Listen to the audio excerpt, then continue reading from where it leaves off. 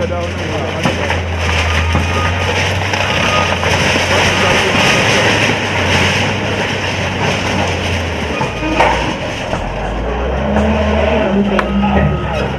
wasan yara za ka jira kaman ɗakin kara.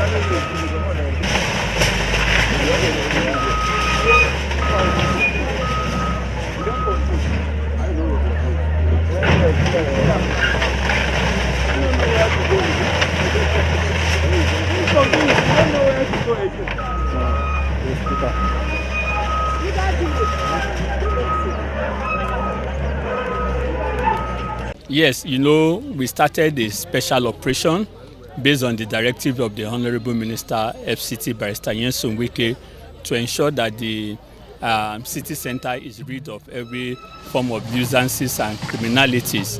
And because of the concern of the FCT administration, there was a special tax team that was established called Operation Sweep, headed by the Commissioner of Police, FCT, CP Olatunji Disu. And we've been working from day one, which were during the inauguration, and this is day 9th that we are out here at Ruga. We have 4 sectors like we mentioned before now, and the 4 sectors are covering different parts of the FCT simultaneously.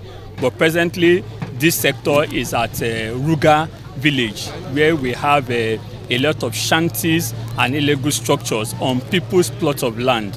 And it has been established over time that these shanties harbors criminal elements and all those unauthorized people going into activities that are abominable to the law of the land.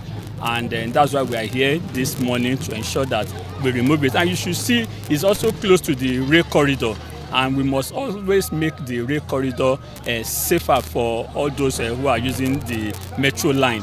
And that's why this is being removed this morning, because you know we've had incidences of vandalism of the rail track and the rest, and arrests have been made. But coming here to remove this unplanned settlement and shanties will also improve security of the rail track and the rail corridor. Over time, we know that these operations have been ongoing, right? But is there some sort of, would the FCTA be taking some sort of step, another dimension, to ensure that this doesn't repeat itself? Because you know, when you destroy, they'll still come back and lay their foundation and all of that. So will you be taking maybe a more stringent step? Yes, you know, like I made mention of, the operation is a holistic operation that covers different activities. Like for this particular place where we are removing the illegal shanties and the structures, the Honourable Minister have categorically said it that all those who own plot of land should develop it or face revocation. And we believe, and most of them here have complained over time, that the reason why they've not been able to have access to their plot of land is because of these shanties and the criminal elements that are here. They've tried to take over their plot of land in time past, and they've come under severe attack. But today the administration have come with this tax team to help them clear this place of those shanties. So we expect the owners of the plot of land here to immediately take over the plot of land and start development. Because if you allow, if you don't take over it, the illegal settlers can also still return back here. So, and remember, like I said, the FCT minister have also said that it will be revoked if they refuse to take over the plot of land. You've been given several warnings not to erect structures, but somehow, once they come demolished and they go back, you can still erect your structures. Can you tell us why? Well, for me, all of this is a joke. Yeah, I think I will answer your question. I think one thing is very important. We are Nigerian citizens. We live in the FCT. We contribute a lot to the socio-economic development of this of the FCT, but nobody knows. All we come across all the time is people coming to just tell us to leave. Nobody even wants to know why we're living here. So I think for fairness, it's important you hear more from us than just coming to tell us to leave or tell us we are living in an illegal environment. But this land belongs to someone else, isn't it? Yes, it's because not all of us can live in expensive houses in the FCT. And we like I said, we contribute a lot to the FCT. There's a reason why we have to come here. So it's not something, there's a lot I want to say, but it's not something. I say we contribute to the socio-economic development. In what sense? You said?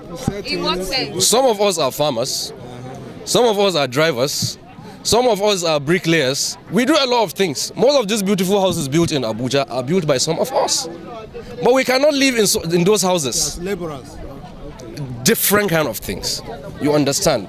There are so many things that we do, a lot of us. But nobody wants to even know. All they tell us all the time is, you people are living in illegal areas, leave this place. Why are we living here? Don't we have? Tell us, go ahead. Yeah, because we cannot afford other places. Why don't you move to The satellite towns. You said? Where the houses are. Transportation is an issue. How much will I spend in a month if I'm living? Do I know how much you earn? Do you know how much I earn?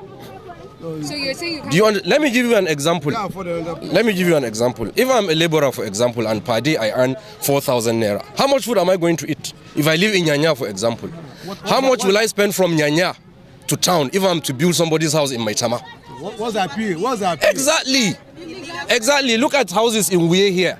Most houses built in Wike, even this site, it's people, laborers, they get laborers from here. You just trek to your site. So 4,000 naira might have some value for you. So the appeal you're making to government, that's You said? What's the proposition to the federal government? Yes, we have been in this community for over 20 years. As they do, wait, over 20 years. We have been demolished more than demolition. They've come for demolition here more than 20 times. Listen, please. Please, yeah, nobody is talking to you now. They've come here more than 20 times, and we are still here. We're appealing to the government. We're appealing to the government. We would want a resettlement. Whatever condition they can give us to resettle us, I think we are ready to accept those conditions. This is just our appeal. Are you ready to vacate this? Because we are not ready, we can be ready to vacate, but we're not ready to leave Abuja. Okay. And we will always want to find a place to put our heads. So it means demolition will continue. So I think it's important for us to come to terms with the government. Let's all understand, nobody is fighting anyone. We would need to have an understanding between us and the government.